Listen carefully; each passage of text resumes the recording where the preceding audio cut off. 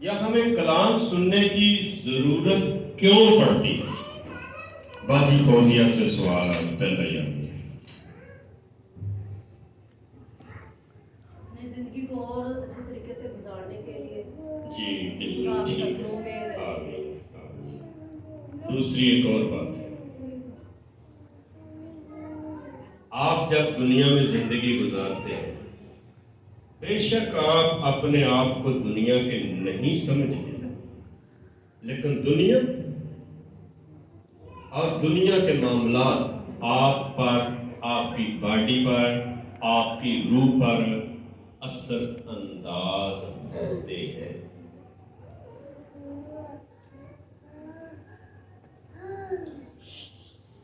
गाड़ियां जब चलती हैं,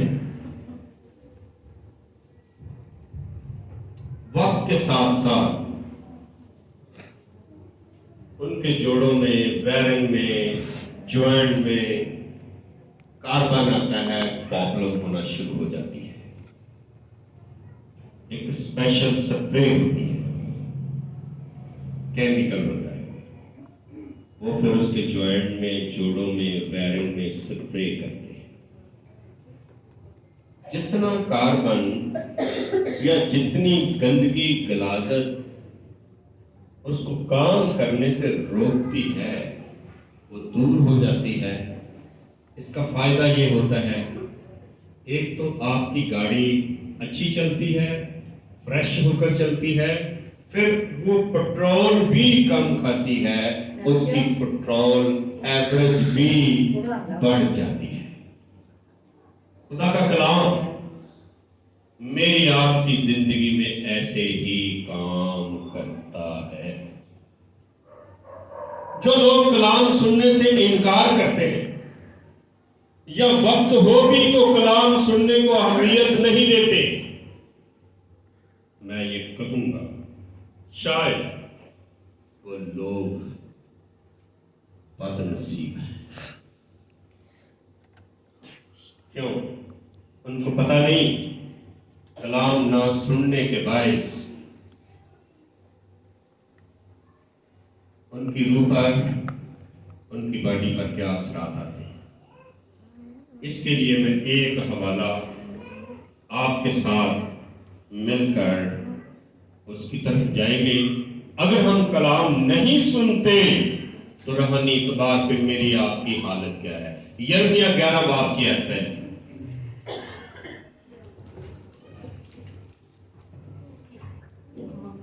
जो निकाले जल्दी से पढ़ो।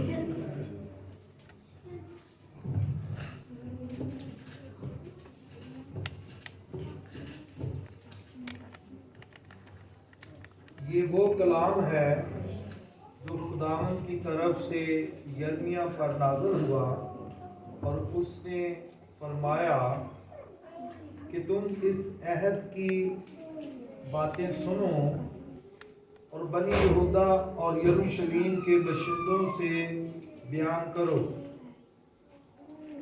और तू उनसे कह, खुदावंद इस्राएल का खुदा फरमाता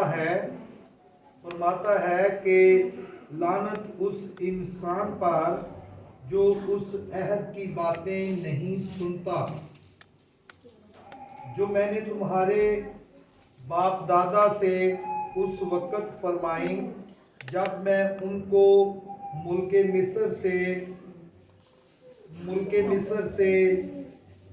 लेके तनूर से लोहे के तनूर से ये कहकर निकाल लाया कि तुम मेरी आवाज की फरमाबरदारी करो। आमीन। क्या पढ़ा है? लानत उस इंसान पर जो इस अहद की बातें, ड्यूटी से बीमार भी मिल जाता है, कलामरी मेरा दिल सीखा है, आंकड़ा मिल जाएगा झूठ है ना। लेकिन बाइबल क्या कहती है? जो शख्स ऐसा करता है वो लानत की लपेट में है। डॉक्टर यूकी जो कहता है खुदा मेरे साथ ज्यादातर उस वक्त कलाम करता है जब कोई दूसरा मैसेंजर, दूसरा खादिम कलाम दे रहा है होता है तो मैं सुन रहा होता। कभी कभी कलाम सुनाने वाले को हम कलाम सुनाने वाला ही समझते हैं, खुदा की आवाज नहीं समझते। अगर आपकी रूह को छू रहा है, आपकी जिंदगी पर कलाम अटैच हो रहा है, तो वो आपके साथ इंसान नहीं, खुदा हम कलाम।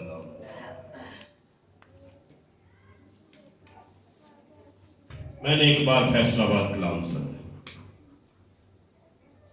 इबादत के बाद कुछ नौजवान मेरे इर्द गिर्द बैठ के मुझसे सवाल किया,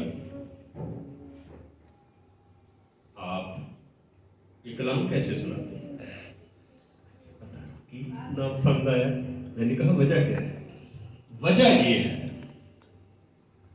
कि जो कुछ हमारे मोहल्ले में बुराइयां हैं या जो कुछ हमारे मोहल्ले में हमारी जिंदगियों के साथ बीत रहा है, वो सब आपने बयान कर दिया। आपको किसने बताया?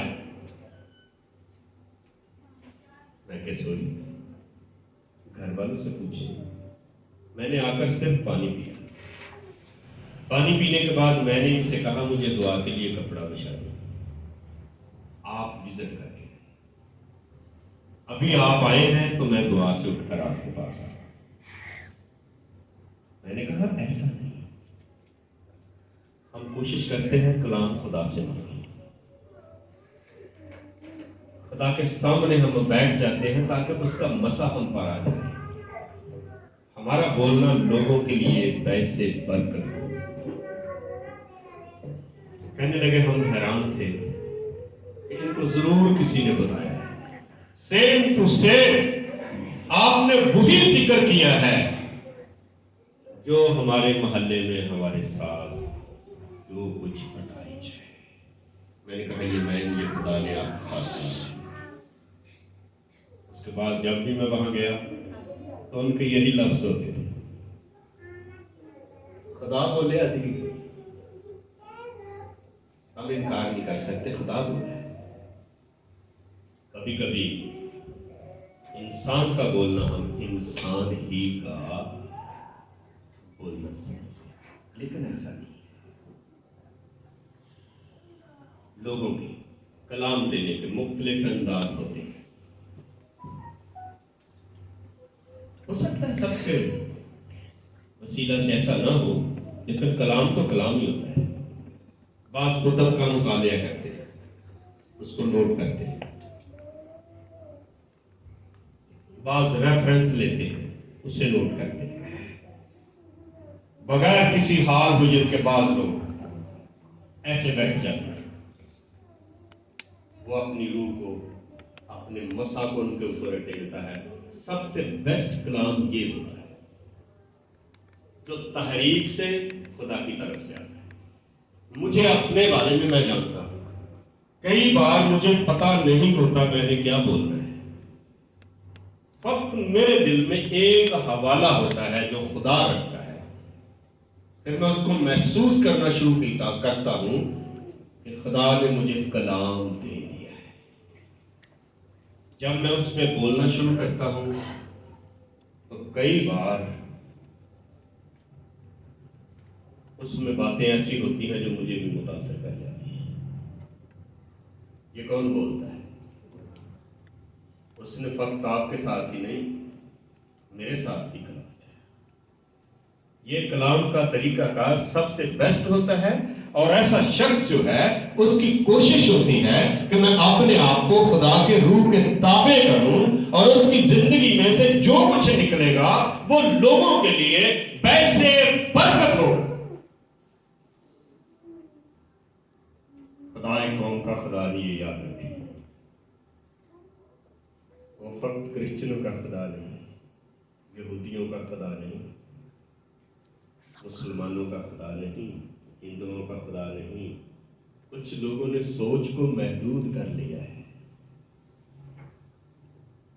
ये बड़ी खतरनाक बात है। क्रिश्चियन मुस्लिम से नफरत करता है, मुस्लिम क्रिश्चियन से नफरत करता है, हिंदू सिख से करता है, सिख हिंदू से करता है। क्या लिखा है? मैं कुल बशर का, मैं किनका खुदा हूं?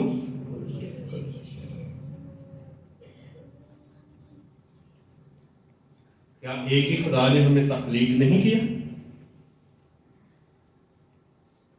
क्या लिखा है? हर एक कौम और कबीले में से जो खुदा से डरता और रास्तबाजी के काम करता है वो खुदा को पसंद आता है, भला उसका तल्लुक किसी कौम कबीला से क्यों नहीं। खुदा को ये पसंद है, रास्तबाजी पसंद है, रास्ते पसंद है। जो लोग ऐसे काम करते हैं वो खुदा को क्या आते हैं? पसंद आते हैं। वो किसी कौम कबीले का खुदा नहीं, वो उसका खुदा है जो राय रास्ती से चलना पसंद करता है, वो उसका खुदा कहलाता है। तो जो कलाम नहीं सुनता, सुनना पसंद नहीं करता, उसके ऊपर एक खौल चढ़ा हुआ है। वो क्या है? अभी मैंने बताया।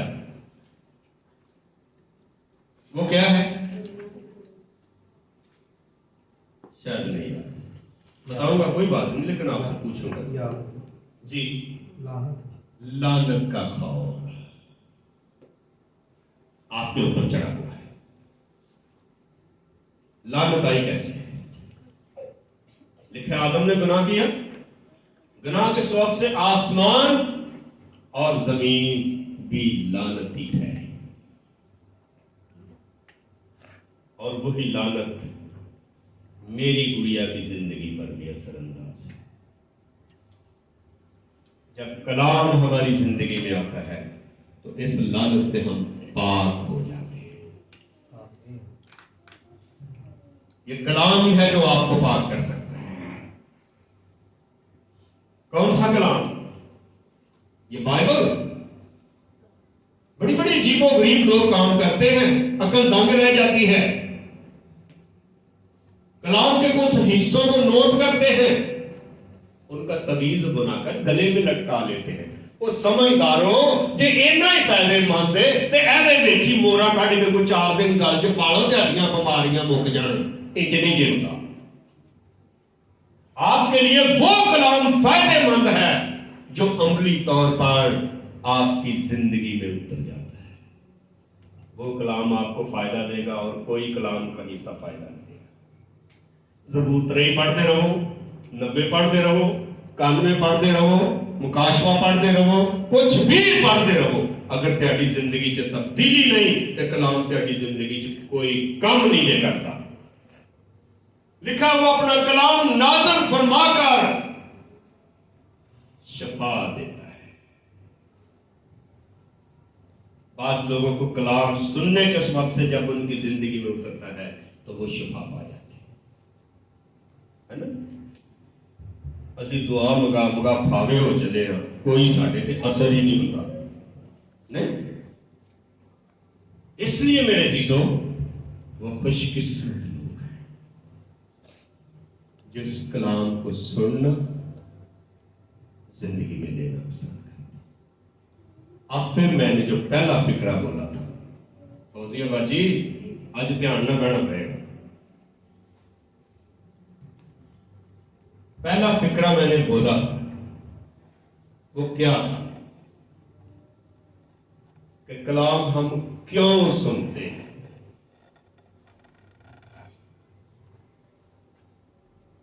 कोई बात नहीं आएगा ना, बताऊंगा 10 बार भी बोलोगे बताऊंगा, मैं बताने के लिए खड़ा हूं।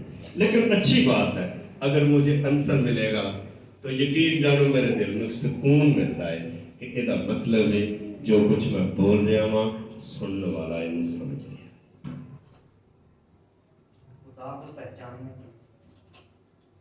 हाँ जी, ये भी ठीक है। अब मैं बताने लगा हूं, ध्यान से अब सुनना।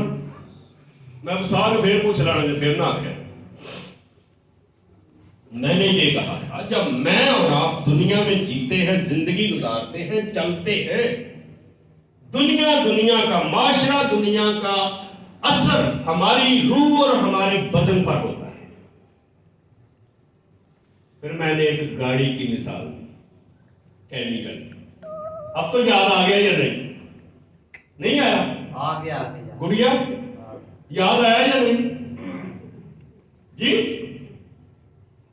मैंने ये कहा था कि गाड़ी के अंदर जब वो चलती है उसके खासकर मुख्तलिफ पुर्जों पर, खासकर इलेक्ट्रॉनिक जो काम करते हैं उन पे उनको एक स्पेशल केमिकल होता है जिसकी स्प्रे करनी पड़ती है।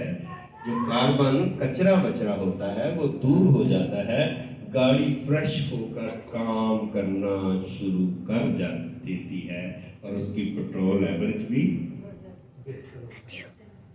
कचरा मतलब वो जो जंग लग जाता है W40 मारते हैं। हाँ जी, हाँ यही नाम मतलब W40। यही हाल मेरी आपकी है। बेशक हम दुनिया को नहीं चाहते, फिर भी दुनिया हम पर असरअंदाज होती है। दुनिया के कुछ काम हम करना नहीं चाहते लेकिन फिर भी वो हम पर असरअंदाज होते हैं। बाज चीजें आप सोचना नहीं चाहते फिर भी वो आपकी सोचों में आ जाती है। आती है भाई यशवा या नहीं? हम नहीं भी कुछ करना चाहते दुनिया के इतबार से गलत, वो चीजें भी हमारे दिल में आती हैं, हमारी सोचों में आती हैं, हम पर असरअंदाज होती हैं। बाज लोगों ने तो ये चीज ही तंग कर दी रहती है कई सारी होगा अपना जीवन साथी कितना भी अच्छा हो फिर भी दिल करे सोचन अगर फलानी जगह ते शादी हो जाती तो शायद ज्यादा अच्छा हो। भी की इतने सोने दियां कुड़ियां ने तो उत्थे चांदी दियां। ये वो सोचे हैं जो इंसान के काबू से क्या है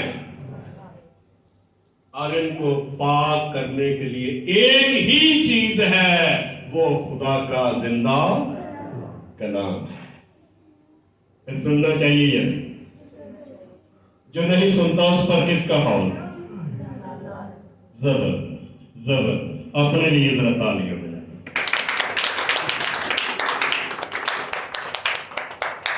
मेरे बारहा चक्कर लगाने का मुझे सुकून मिला है, कुछ फायदा हुआ है, आपको पॉइंट याद हो है ना। और ये लानत का खौल खुदा का कलाम ही उतार सकता है। दूसरी बात, आप चर्च जाते हैं, आप हदिया देते हैं, आप दयकी देते हैं, आप चंदा देते हैं, आप खादिम की रिस्पेक्ट करते हैं। अगर ऐसा नहीं तो आप कहां जाएंगे अगर खौल नहीं उतरा तो? जी जहन्नम में। उत्थे बड़े बड़े वादे वाले पे ने जिन्हें आखना जीन भी सुनाई सी, नबूवत भी की सी, बदरूआं भी कढ़ियां हन, शफा भी दी सी, तो यसू की आखेगा मलाउनो बदकारों मेरी आंखों के सामने से दूर हो जाओ, मैं तुम्हें नहीं जानता। ऐसे लोगों के बारे में आपका क्या ख्याल है? क्या वो बादशाही के शहरी बन पाएंगे? खौल ही नहीं उतरेगा। सारे पादरियां भी उठे नहीं जाना, ऐसे रंग परंगे पादरी जे ना इन्होंने पहला फायदा लगना जी है ना। आंडे है किते ते कुड़कुड़ किते है ना, कम शताना वाले ते खुआना पादरी। ऐसे लोग आसमान की बादशाही का हिस्सा नहीं होते। मेरे जीजो आए, फिर खुदा का कलाम सुनना कितना जरूरी है, बहुत जरूरी है। शायद इतने अल्फाज जो मैं बोल चुका, ये शायद जो मैसेज देना चाहता हूं उसकी तमहीद ही थी। गुड़िया परेशान ना हो जाए कि शायद बड़ा लंबा ले जाएंगे, कोशिश कराना छोटा है ना। इसलिए मेरे चीजों अब हम उस कलाम के हिस्सा की तरफ बढ़ेंगे जिसको मैं हकीकत में बयान करना चाहता था। पैदाइश की किताब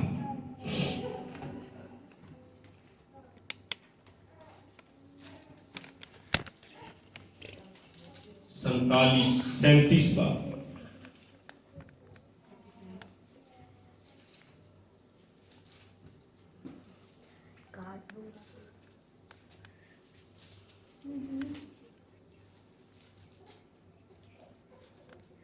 अगर किसी ने निकाल लिया तो पहली आयत से पढ़ना शुरू कीजिए, हमारी मदद कीजिए।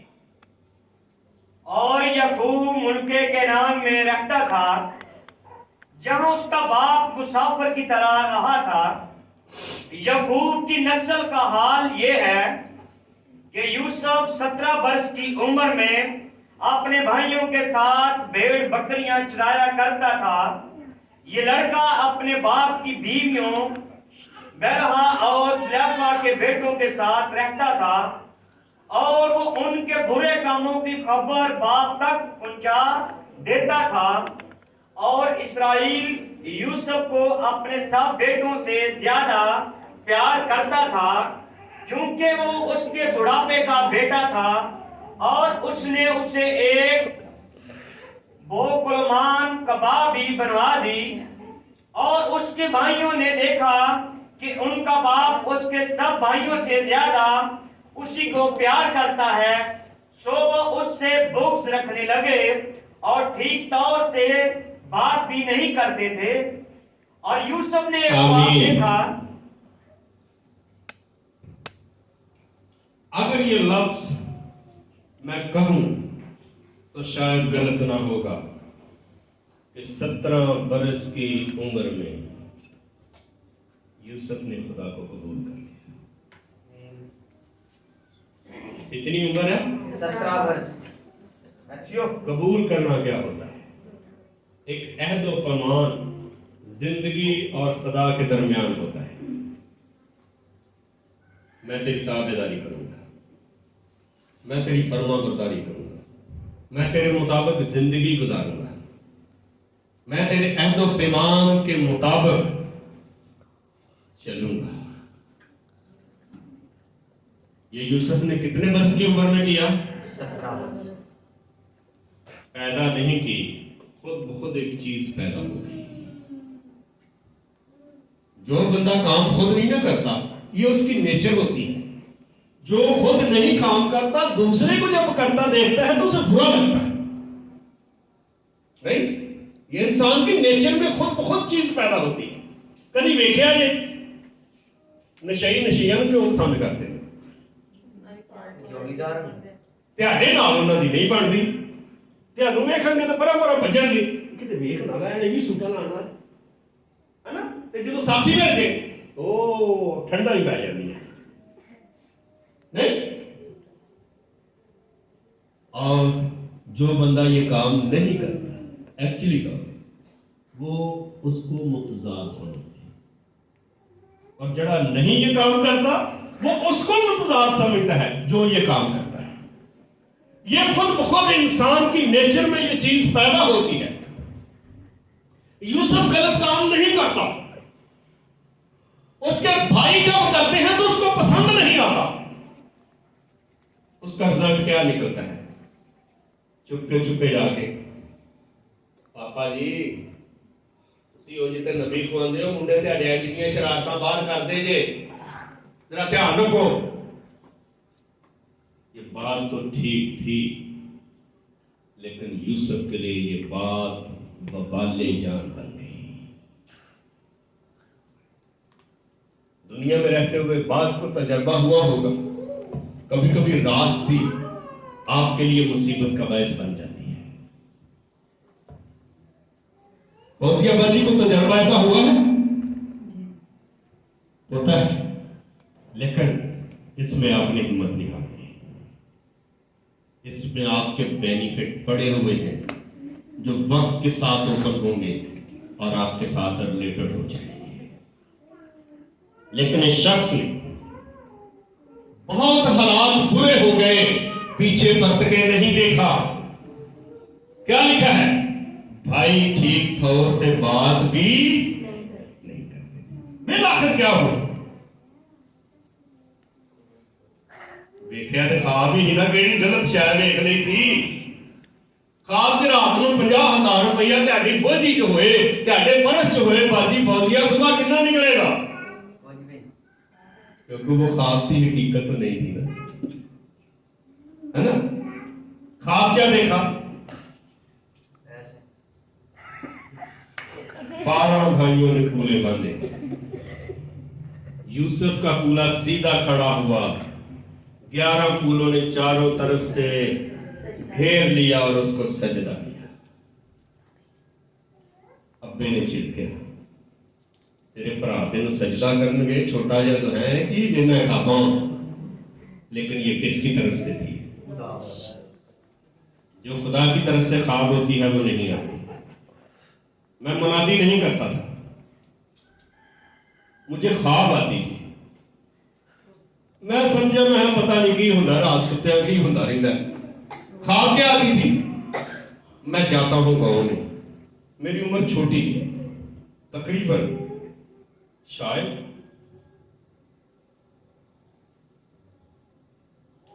दानिश से भी छोटा होगा। पिंडा च जाना तो मनादी करना, मैं पता नहीं रात कितने टुरिया फिर समझ नहीं आना।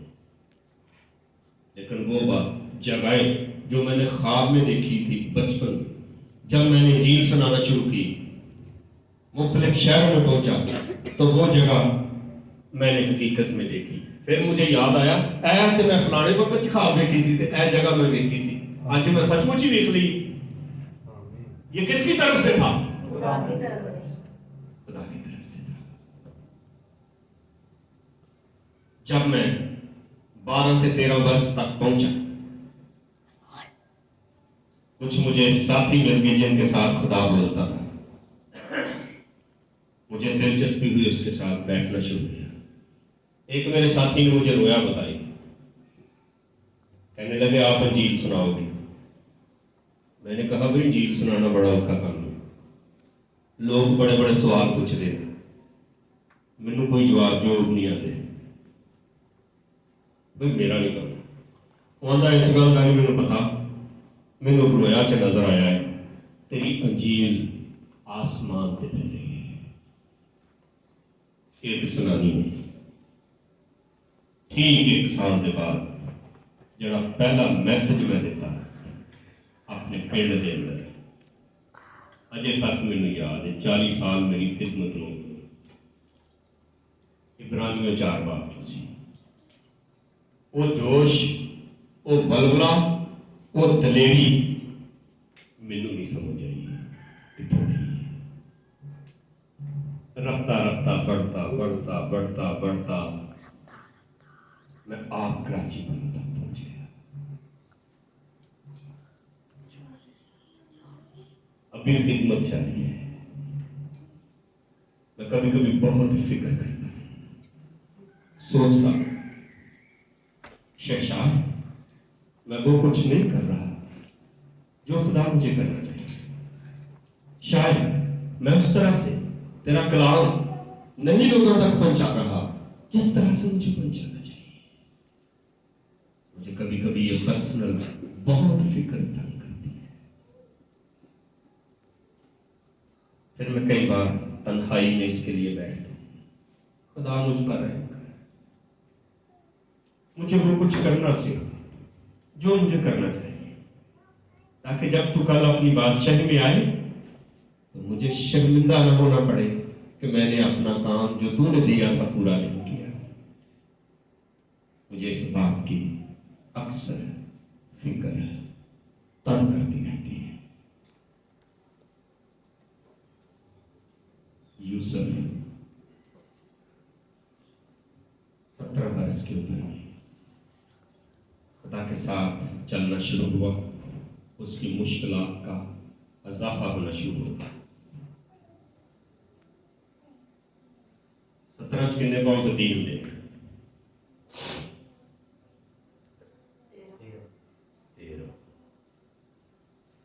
13 बरस यूसुफ की मुश्किलात की गाड़ी मुसलसल चलती रही, चलती रही।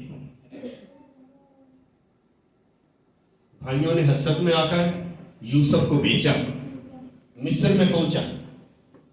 बाइबल बयान करती है यूसुफ एक खूबसूरत सेहतमंद आदमी था, और बाइबल इसके बारे में स्पेशल बयान करती है कि जानिया जो है वो खूबसूरत और कीमती जान का शिकार करती है। गंगू पागू नहीं फड़दा जानी, वो लोकेशन वेखदा है, खूबसूरती वेखदा है ना। ये चेहरे ते कोई चमक दमक भी है या नहीं, है ना। इसलिए बाइबल बयान करते हैं यूसुफ खूबसूरत था, पोतीफार की बीवी उस पर क्या हुई। ऐसे काम करने वाले हैं एकदम पहली स्टेज पे नहीं पहुंच जाते। लिखा है वो रफ्ता रफ्ता उसके साथ फ्री होती है। एक दिन तो उसने कंप्लीट दावत ही दे दी बुराई की। यूसुफ के साथ कौन था? खुदा। हो सकता है लफ्ज सजदे भी होण, मालकन होश विच ते हैं वे। तू मेरे आका दी मेरे मालिक दी इज्जत है, मैं उन्हें मिट्टी च नहीं रोल सकता। दूसरी बात, मैनू खुदा दा खौफ है, इतनी बड़ी बुराई करूं कि मैं खुदा का गुनाहगार ठहरूं, मालकन ऐसा नहीं हो सकता। ये झूठ था या सच?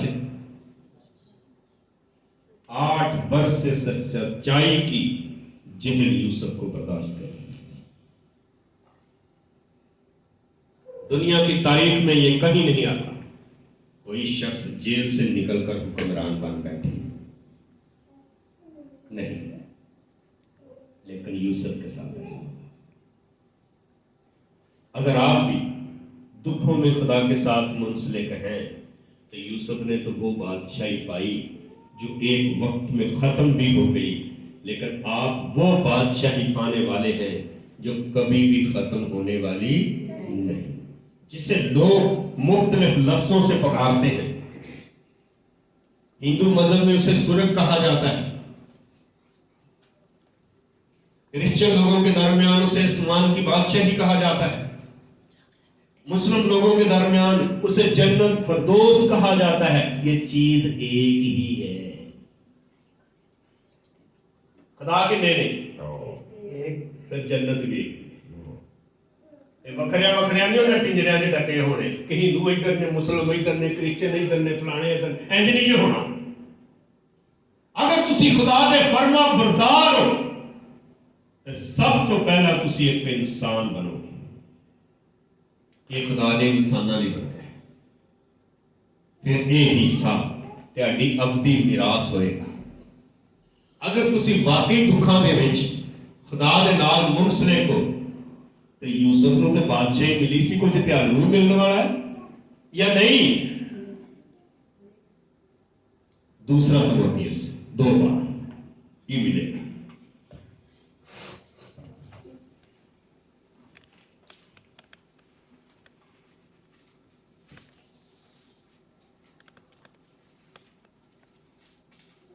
जी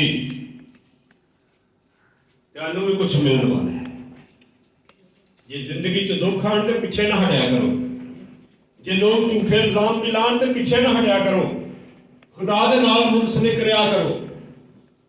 मैं अपनी जिंदगी के अंदर इथों तक बहुत दुख सह के गुजरिया और मैं इथों तक पहुंचा। सारे लोगों ने मैंने चंगा नहीं किया, बाज लोगों ने मैंने गलत भी किया है, बुरा भी किया है, बाज ने अच्छा भी किया है, बाज ने मैंने अपने बच्चों नालों भी ज्यादा प्यार दिता है, बाज ने मेरी बड़ी रिस्पेक्ट की थी। जिन्होंने पंजाबी च कहते हैं हथां ते किसी ने चुक लेना, इंज भी मेरी जिंदगी च होया, पर मैंने बड़िया बड़िया बुरिया नजर नाल भी देखा, लेकिन मैं अपनी मंजिल नहीं छोड़ा। क्यों? ਉਹਦਾ एक खास बात सी, पढ़ के देखियो की सी 2:12 दूसरा तिमोथियुस।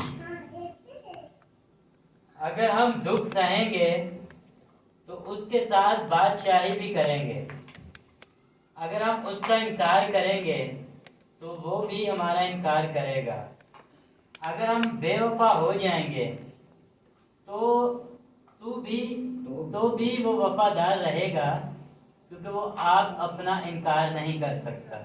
आमीन। की मिलने वाला जी वो समझ आई है कि नहीं? आसमान की बादशाह। आमीन। ਯੂਸਫ ਨੂੰ ਤਾਂ ਉਹ ਬਾਦਸ਼ਾਹੀ ਮਿਲੀ ਜਿਹੜੀ ਇੱਕ ਵਕਤ 'ਚ ਖਤਮ ਹੋ ਗਈ। ਤੁਹਾਡੇ ਕੋਲ ਉਹ ਬਾਦਸ਼ਾਹੀ ਹੈ ਜਿਹੜੀ ਕਦੀ ਵੀ ਖਤਮ ਨਹੀਂ ਹੋਣੀ। ਕਲਾਮ ਨੂੰ ਸੁਣ ਲਿਆ ਕਰੋ। ਇਹ ਵੇਖੋ ਮੇਰੇ ਹੱਥ ਕਲਾਮ ਨੂੰ ਸੁਣ ਲਿਆ, ਛੱਡ ਦਿਓ ਅੜੀਆਂ, ਬਹਾਨੇ ਛੱਡ ਦਿਓ, ਹਨਾ। ਹੱਡ ਹਰਾਮੀ ਤੇ ਹੁੱਤਾਂ ਢੇਰੇ ਛੱਡ ਦਿਓ। ਅੱਜ ਮੇਰਾ ਦਿਲ ਨਹੀਂ ਕੀਤਾ ਤੇ ਅੱਜ ਮੈਨੂੰ ਆ ਹੋ ਗਿਆ ਤੇ ਅੱਜ ਮੈਨੂੰ ਉਹ ਸ਼ੈ ਪੈ ਗਈ ਹੈ ਤੇ ਅੱਜ ਉਹ ਪੈ ਗਈ, ਇਹ ਛੱਡ ਦਿਓ। ਅਗਰ ਤੁਹਾਡੀ ਇਹ ਹਾਲਤ ਰਹੀ ਤੇ ਖੌਲ ਨਹੀਂ ਜੇ ਉਤਰਨਾ। ਕਾਹਦਾ? ਜ਼ਬਰਦਸਤ ਜ਼ਬਰਦਸਤ। ਕਿੰਨਾ ਸਕੂਨ ਹੁੰਦਾ ਜਦੋਂ ਪਰਫੈਕਟ ਜਵਾਬ ਮਿਲਦਾ ਹੈ। ਯਕੀਨ ਜਾਣੋ ਸੀਨੇ 'ਚ ਠੰਡ ਪੈਂਦੀ। ਉਹ ਲਾਨਤ ਦਾ ਖੌਲ ਨਹੀਂ ਜੇ ਉਤਰਨਾ ਅਗਰ ਤੁਸੀਂ ਆਪਣੇ ਆਪ ਨੂੰ ਖੁਦਾ ਦਾ ਕਲਾਮ ਸੁਣਨ ਦੇ ਆਦੀ ਨਾ ਬਣਾਇਆ ਹੈ। ਲੇਕਿਨ ਅਗਰ ਦੁੱਖਾਂ 'ਚ ਤੁਸੀਂ ਖੁਦਾ ਦੇ ਨਾਲ ਵਫਾਦਾਰ ਹੋ, ਦੁੱਖ ਤੁਹਾਡੀ ਜ਼ਿੰਦਗੀ ਦਾ ਹਿੱਸਾ ਨੇ, ਇਹਦੇ ਤੋਂ ਘਬਰਾਇਆ ਨਾ ਕਰੋ। ਬਾਈਬਲ ਦਾ ਫੈਸਲਾ ਜਿਹੜਾ ਇਨਸਾਨ ਔਰਤ ਤੋਂ ਪੈਦਾ ਹੋਇਆ ਹੈ ਥੋੜੇ ਦਿਨਾਂ ਦਾ ਹੈ ਤੇ ਦੁੱਖਾਂ ਦੇ ਨਾਲ ਕੀ ਹੈ? भरपूर। ਪਰ ਯਾਰ ਹਰ ਗੱਲ ਲੈਂਗੇ, हर किसी को अपना दुख सारिਆਂ ਨਾਲੋਂ ਭਾਰ लगता है। क्यों बाजी जी? मैंने क्या कहा है, याद है या नहीं? मैंने कहा हर किसी को अपना दुख सबके दुखों से भारी लगता है। ये हर किसी के साथ ऐसा। फौजिया को पूछे वो आखेगी जी मैं दुखी हूं देखो है ना। संजना को पूछो वो नहीं मेरा ना पूछना पूछो ना ही रात चैन लैन दे मेरे बच्चे तो ना ही जिन्ना मैं दुखी हूं ना कोई है ना। गुड़िया को पूछो वो आदि होर तो खैर है मैनू दो ही तंग करते एक आ मुंडा एक मूस जिन्हें मैं दुखी है कोई है ना। तीसरा को पूछो दे लग रोड़े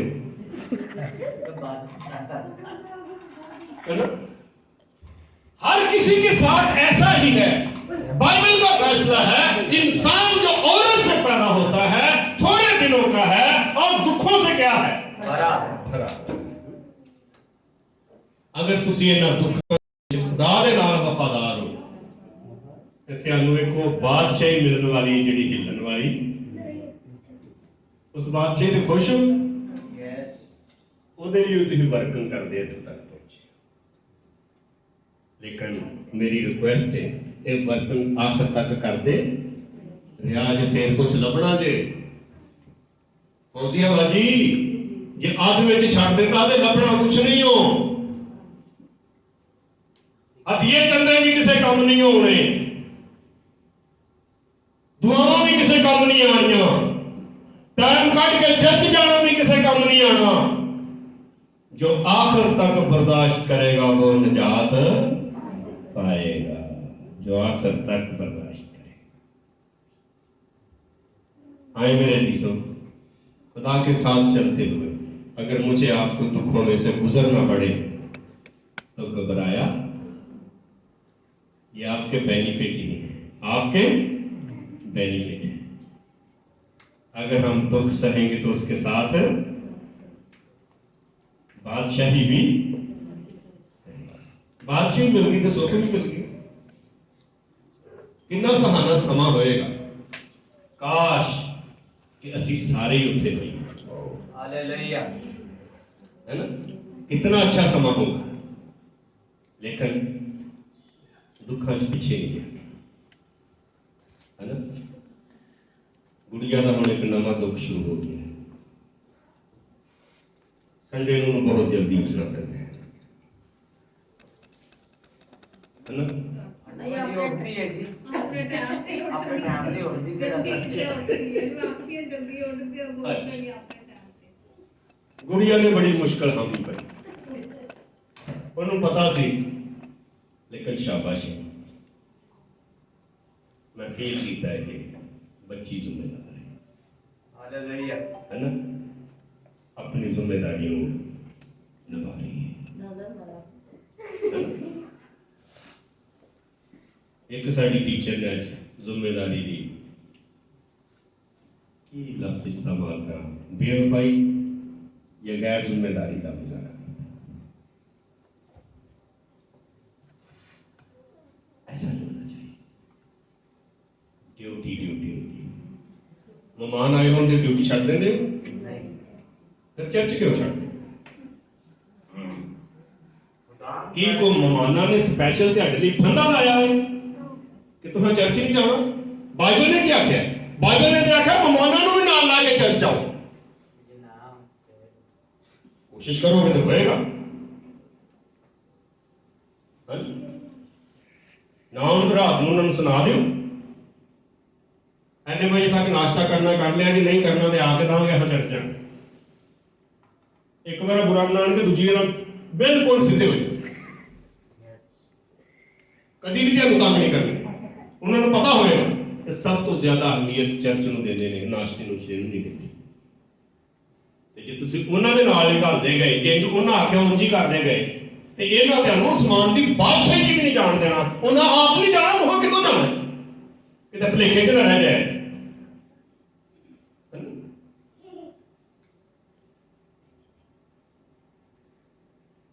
ਉਹ ਮੈਂ ਚਰਚ ਰਨ ਕਰਦਾ ਸਾਂ 12 ਨੰਬਰ ਗਲੀ 'ਚ।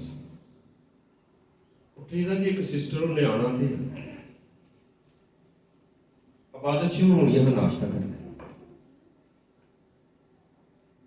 एक बार तो उठ के चली गई, मैं कितने गए आया जो नाश्ता करना।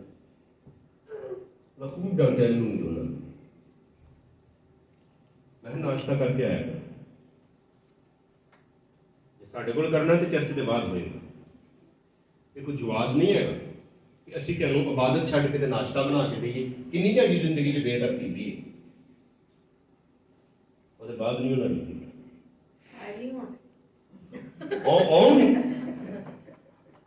ਉਹਦੇ ਬਾਅਦ नहीं। ये हमारी गलती होती है जो अपना एम, अपना इशू किसी पर ऊपर नहीं करते।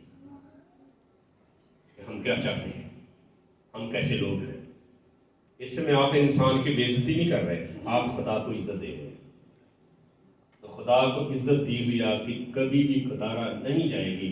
आसमान की बादशाही का शहरी बनने में आपकी हेल्प करेगी। आए मेरे चीजों, अगर हमें दुखों में से गुजरना पड़े तो खुदा के साथ मुंसलिक रहें, फिर वो आपको आसमान की बादशाही देगा। खुदा इन बातों पर बरकत दे जो उसने मुझे छोटे नकम्मे के वसीला से आप सबके साथ। आमीन। हालेलुया।